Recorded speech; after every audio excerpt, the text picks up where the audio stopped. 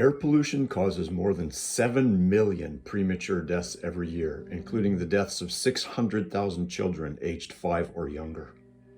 In other words, air pollution causes more deaths than war, murder, tuberculosis, HIV/AIDS, and malaria combined.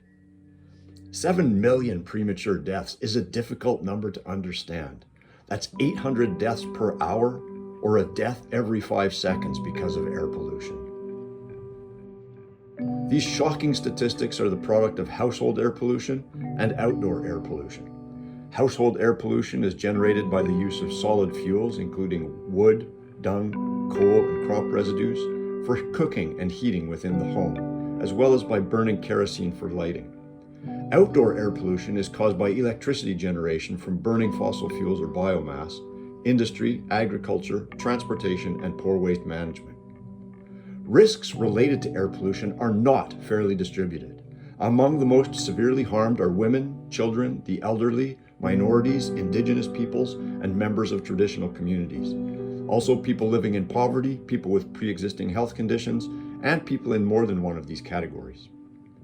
In states where household air pollution is prevalent, of course it is women that suffer the highest levels of exposure because of their primary role in cooking. There is no doubt that poor air quality threatens a range of human rights, including the right to life, health, and the rights of the child. Air pollution also clearly violates the right to a healthy and sustainable environment. And as the High Commissioner for Human Rights stated, there can be no doubt that all human beings are entitled to breathe clean air.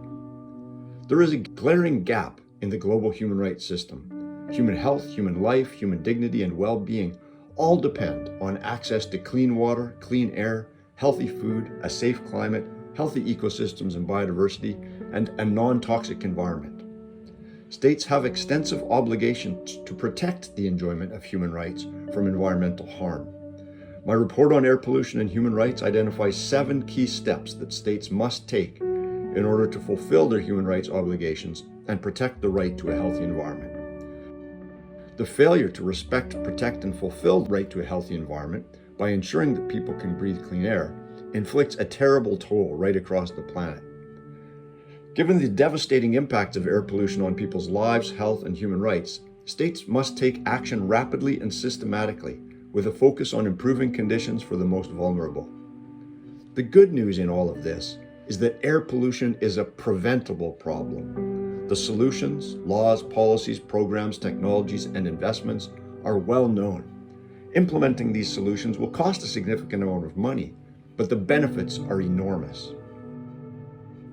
A human rights perspective can serve as a catalyst for accelerated action to achieve clean air, can empower those working to improve air quality, and guide our actions toward a healthy and sustainable future.